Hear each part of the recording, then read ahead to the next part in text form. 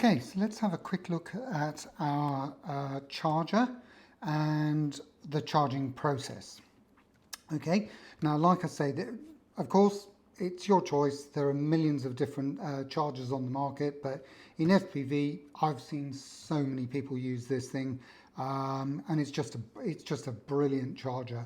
It's the Hota, Hota, or it's sold under HobbyMate, I think in the US, called the D6 Dual Pro charger. So as you can see here, it's got two screens for each channel. So you've got two completely separate channels to charge your batteries with. So essentially, you can have one battery there and a completely different battery over here on this channel here, channel 2. Okay, we'll go through it in a minute. Just to go over the basics of this, you have your obviously your XT60 battery connector in here, so that'll go in there. On your battery, of course, you've got your battery lead, your balance lead, sorry, which will go from, you can just about make out here that's got a negative sign there, okay, and the pins going across from there.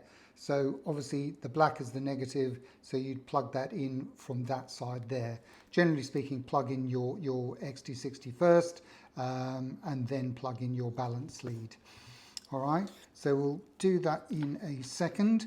This can be powered either from your AC from the wall. Comes with a lead. I think I've lost mine, but because I use a separate power supply. I'll put a link to a good power supply that you can get for this in the shopping list as well. But bear in mind, you can just use the AC plug for this and power straight from your wall into your wall socket. You'll get slightly lower current capability on but doing it this way as opposed to this way, doing a direct current there. Okay, so that's DC and that's AC. It's got a fan on the back. It's actually got a wireless charger here. So if you've got you've got something that you want to charge wirelessly, not sure if it'll do it through that, but you get the picture. Phone, whatever. That's pretty neat. And yeah, it's functional. It does what it's supposed to do, and yeah, I love it. It's brilliant. Just to go through the basics again, we're going to be looking really only at serial charging, okay? Because you've got two ports here. You can charge one, charge another. We don't need to really charge 6 batteries at a time, but you can look into parallel charging, which is basically where you've got this one's for a XT30, so smaller batteries. Just to point out, that's an XT60, all right, like that. And these leads here are XT30s. So if you were charging something small like this, you'd need an XT30 connector adapter to an XT60 to be able to plug that into there. All right, that's just one thing to bear in mind. So that's an XT30 to XT60 adapter. So yeah, so in the case of parallel charging, I'm not going to. You can actually just go and Google parallel charging and have a look at the difference. But you're able to charge, like 6 batteries at a time. When you do it that way, it looks at the total voltage as one.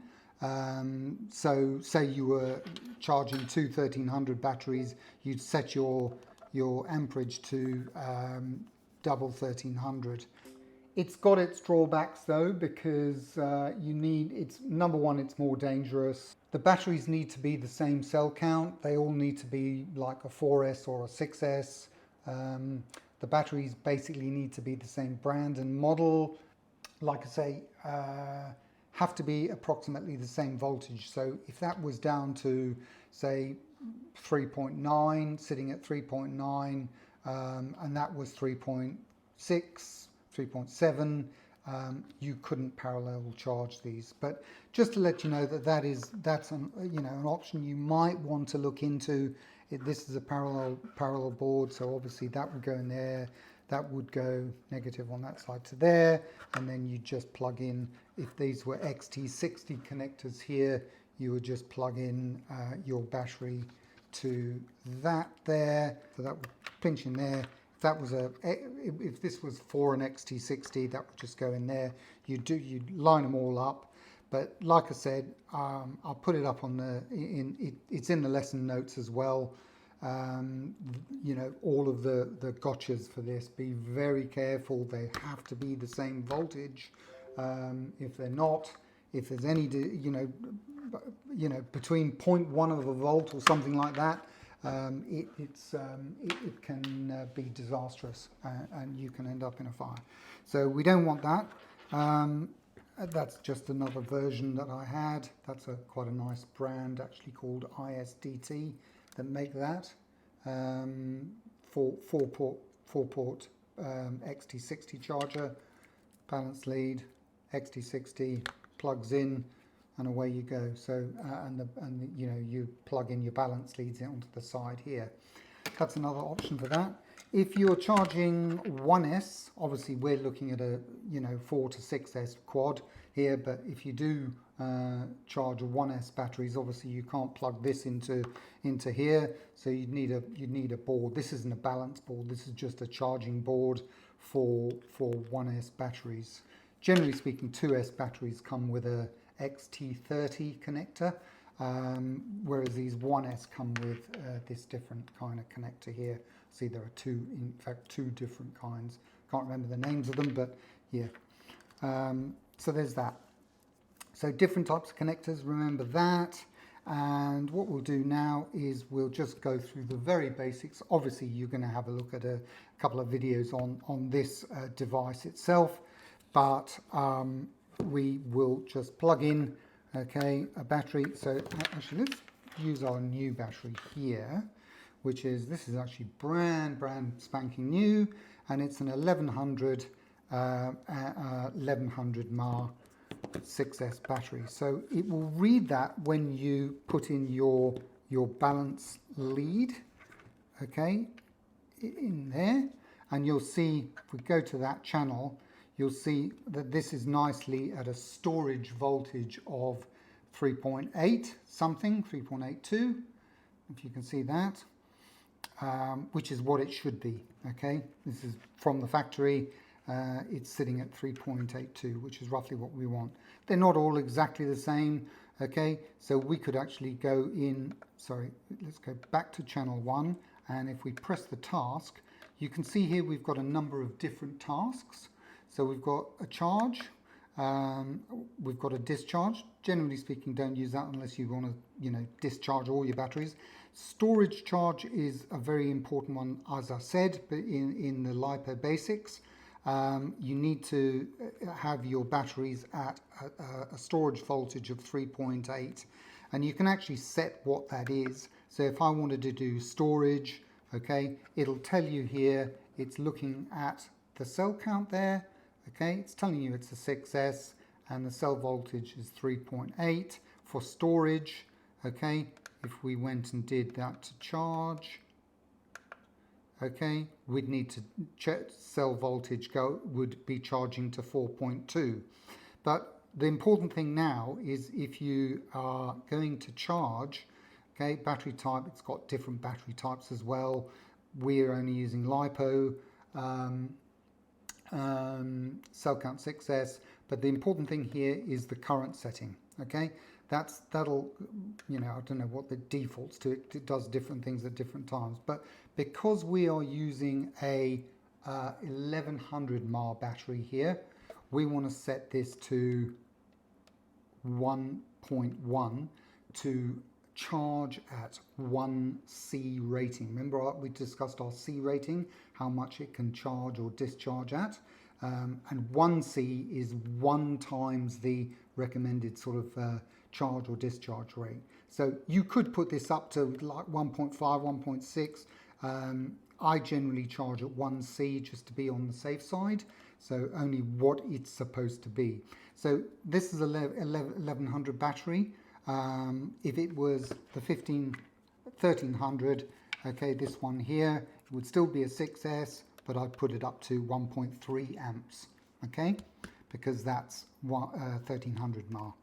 All right, you get the picture. So if that was, if we were charging the 550 there, you'd want to put it to 0.6, something like that, okay, around that sort of range. But we're going to go for 1100 and click enter and scroll down, start your task, and there we go. And if there's anything wrong with the balance leads, or you've got a cell that's out of whack, it'll tell you here. All right, it'll come up with a beep and say, no, you can't continue. Sometimes you can get over that by taking the balance lead out and plugging it in and just giving it a bit of a charge without the balance lead in, but it's risky. I wouldn't really recommend it.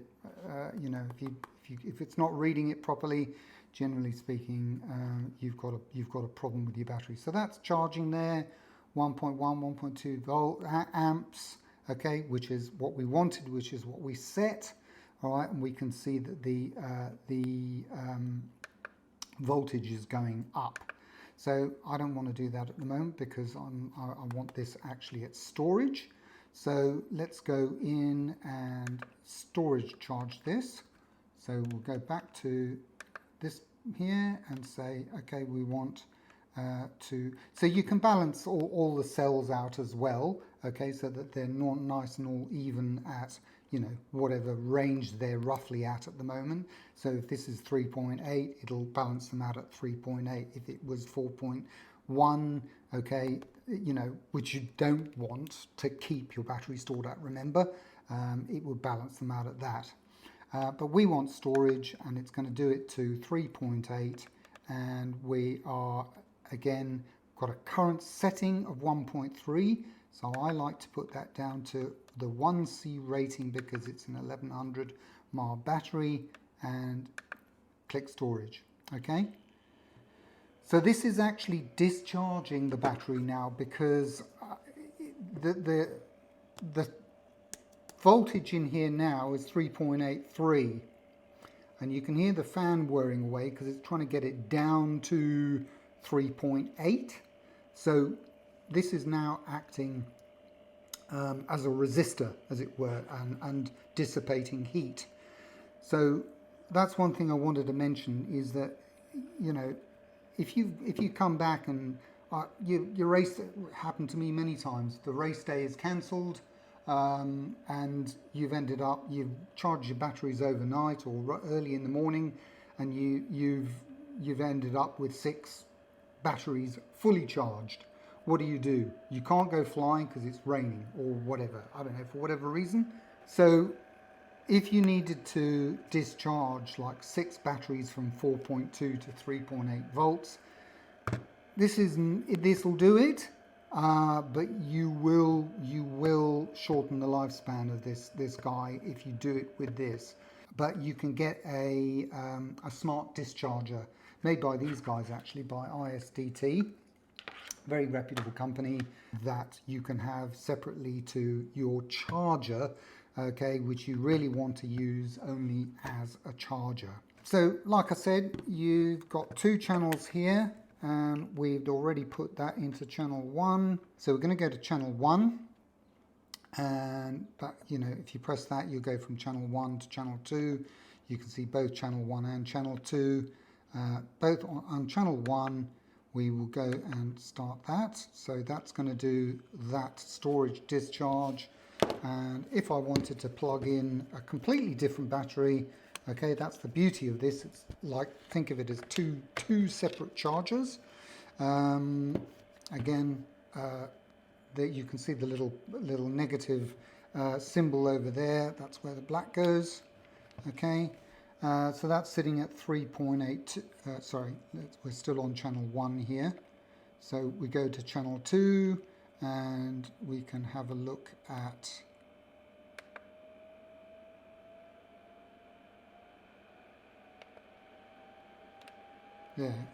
that'll get you to the volt. So this will do different things and give you the temperature and all kinds of stuff. But if we go, well, that's the one we want. So wheel back to the voltage there, and that's at 3.786. So they're slightly different. So it would be a nice idea to balance charge, storage charge that as well. And we can put this one up to 1.3. And start the task. Okay, so that one's actually charging and that one's actually discharging. So as I say, we've been through the process of this is serial charging. We've had a bit of a discussion about parallel charging, although I personally don't really recommend it. Remember all the precautions when you're doing this. Make sure that you've got, you know, fire extinguishers and all the stuff around that you need. And I've said that LiPO chargers are not really designed to discharge efficiently, so I recommend the ISDT FD100 smart discharger, which I'll put in the links. So we can see now that that's finished. Okay, it'll say storage charge done. So you just click on that, and that's channel 1 done. So we can unhook him. See, as soon as you take those balance leads out, that's it. And he's nice, good to sit there for a while. So that is about it. As I say, I'll put the smart discharger in the shopping list to avoid using this guy as your discharger where you can. Yeah, and that's it. Happy charging.